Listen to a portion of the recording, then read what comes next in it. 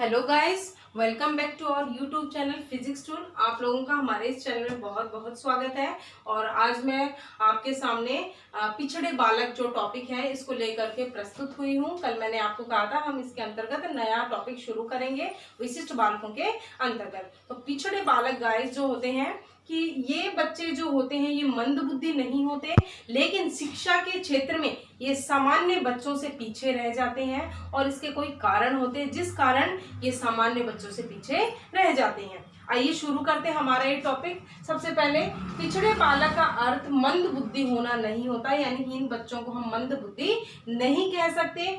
ये बालक किसी कारण से शिक्षा के क्षेत्र में सामान्य बालकों से पीछे रह जाते हैं और शैक्षणिक पिछड़ेपन को ज्ञात करने के लिए शैक्षणिक गुणांक क्या इसको हम बोलेंगे शैक्षणिक लब्धि। जैसे बुद्धि लब्धि होती थी इंटेलिजेंस क्वोटिएंट, ऐसे एजुकेशनल क्वोटिएंट होती है शिक्षा की शैक्षणिक लब्धि को ज्ञात करने की विधि, इसके द्वारा निकाला जाता है।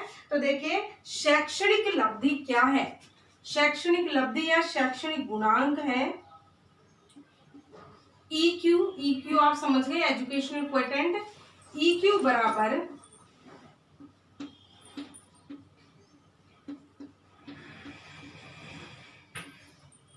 शैक्षणिक आयु बटा वास्तविक आयु गुणा 100। ये सूत्र है शैक्षणिक लब्धि ज्ञात करने का। देखिए कैसे ज्ञात करेंगे।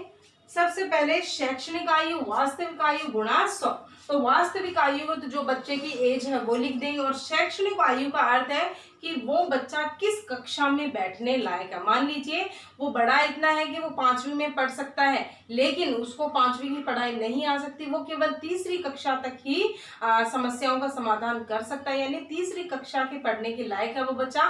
तो तीसरी कक्षा के बालकों की उम्र कितनी होती है वो उम्र इस पर लिखी जाती है। ठीक है, तो शैक्षणिक आयु यानी किस कक्षा में बैठने लायक है उस कक्षा के बालकों की आयु के बराबर वास्तविक आयु गुणा 100। इससे हमें शैक्षणिक लब्धि प्राप्त हो जाती है, शैक्षणिक गुणांक प्राप्त हो जाता है। इसमें थोड़ा सा बर्ट महोदय ने कुछ कहा है। बर्ट ने कहा है कि जिन बच्चों की बुद्धि लब्धि 85 यानी 85 से कम होती है वे बच्चे एक तरह से पिछड़े बालक कहलाते हैं। ये लिख लेते हैं थोड़ा सा। बर्ट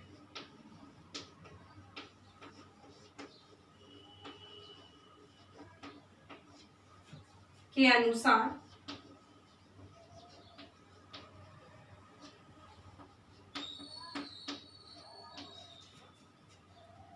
जिन छात्रों की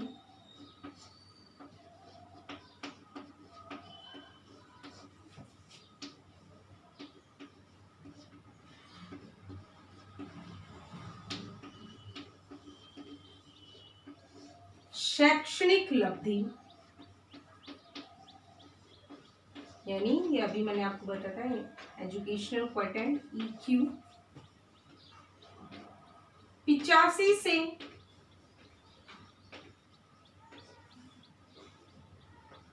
कम होती है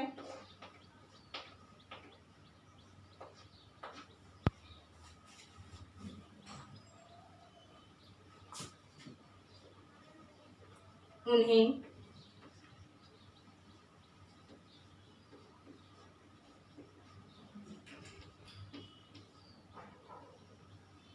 शैक्षणिक पिछड़ा बालक कहते हैं।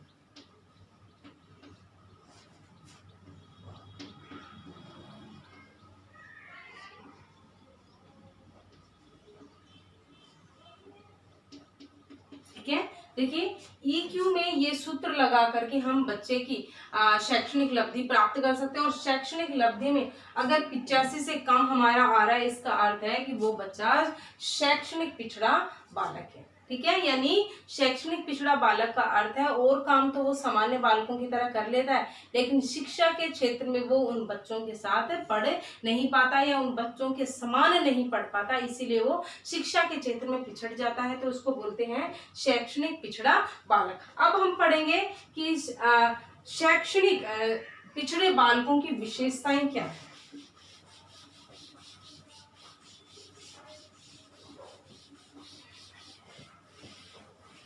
शैक्षणिक पिछड़े बालकों की विशेषता।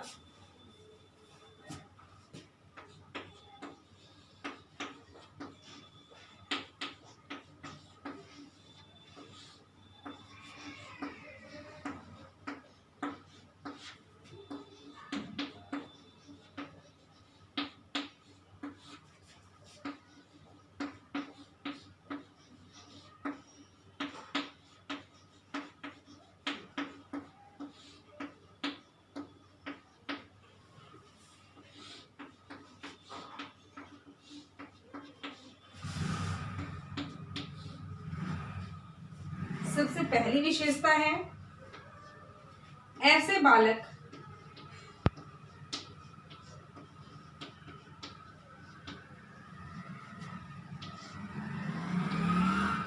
में सीखने की गति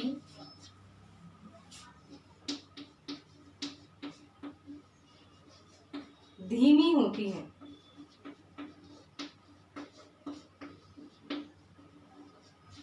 देखिए, ऐसे बालकों में सीखने की गति धीमी होती है। यानी एक सामान्य बालक में जिस प्रकार की गति होती है, अगर सामान्य बालक और क्या बोलते हैं पिछड़े बालक को अगर एक साथ बिठा करके हम कोई चीज सिखाते हैं, पढ़ाते हैं, तो सामान्य बालक एक ही बार में सीख जाएगा, जबकि पिछड़ा बालक जो है वो 2 या 3 बार में सिखाने पर ही सीखेगा। तो उनकी जो गति है सीखने की वो बहुत धीमी होती है। दूसरा, इनकी परीक्षा की उपलब्धियों या उपलब्धियां, परीक्षा की उपलब्धियों से क्या अर्थ है, इनके अंक एग्जाम के, लिख देती हूं, इनके बौद्धिक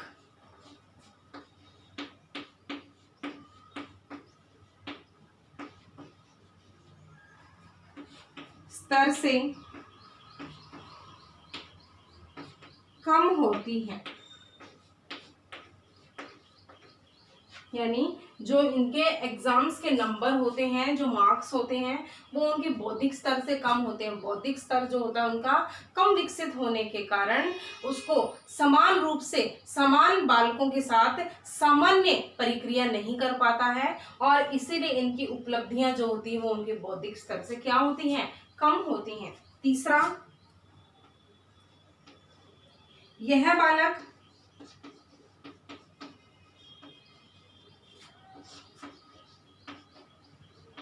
कक्षा और गृह कार्य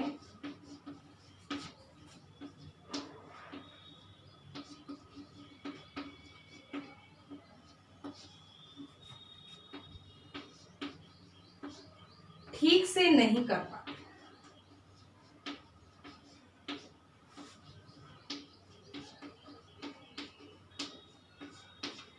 देखिए, कक्षा में टीचर जो इन बच्चों को काम करवाता है वो बच्चे इस काम को ठीक से नहीं कर पाते, और गृह कार्य जो दिया जाता है वो भी ठीक से नहीं कर पाते। ठीक से इसलिए नहीं कर पाते क्योंकि कक्षा में समझ में नहीं आया तो घर में कैसे समझ में आएगा। तो ये बच्चे अपना गृह कार्य बिना किसी मदद के नहीं कर पाते हैं, अकेले गृह कार्य नहीं कर पाते हैं। चौथा, यह बालक मानसिक रूप से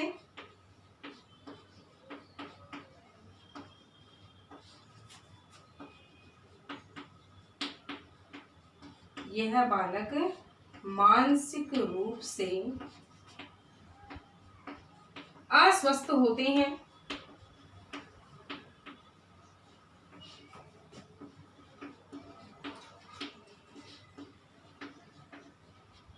इसलिए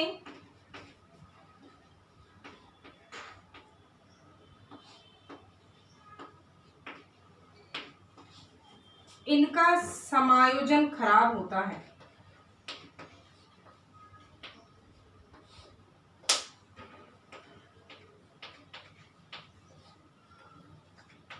इनका समायोजन खराब होता है। ठीक है, नेक्स्ट पांचवा, इन बालकों में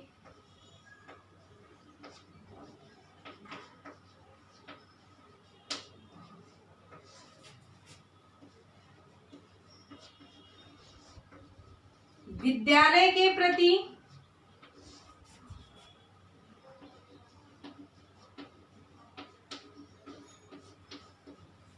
ऋणात्मकता या ऋणात्मक अभिवृद्धि, ऋणात्मक अभिवृद्धि का विकास होता है।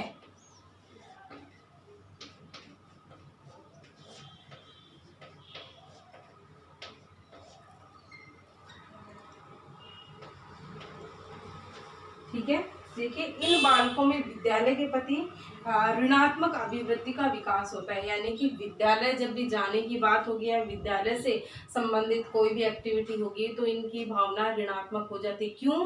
क्योंकि और तो काम ये सामान्य बालकों की तरह कर लेते हैं, लेकिन शिक्षा के क्षेत्र में पिछड़े हुए हैं, तो शिक्षा विद्यालय में मिलती है और वहां जाने में हिचकिचाहट होती है, क्योंकि वहां के कार्य को ठीक प्रकार से नहीं कर पाते और सभी उनको हीन भावना से देखते हैं। तो हमेशा ये विद्यालय के प्रति ऋणात्मक अभिवृद्धि का विकास किए हुए होते हैं।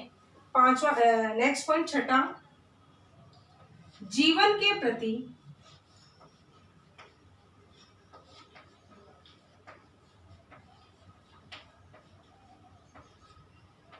निराश होते हैं।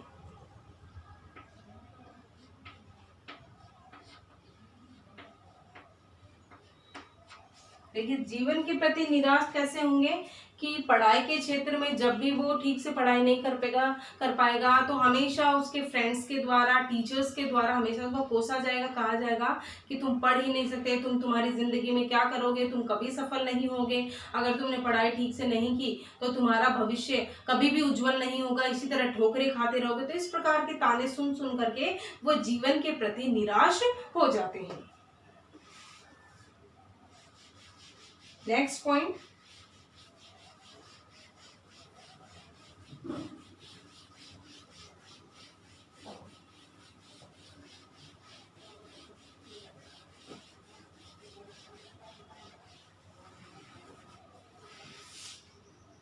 नेक्स्ट पॉइंट है हमारा सातवां,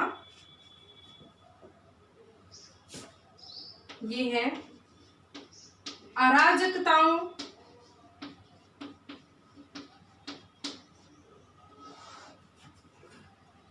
के कारण, अराजकताओं के कारण आत्मविश्वास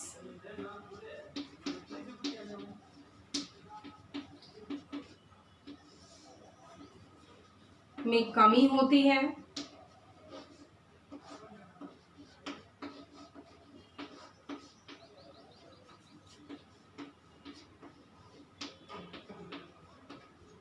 और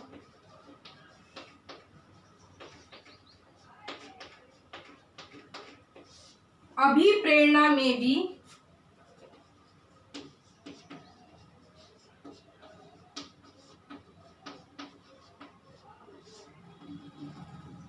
गिरावट आती है।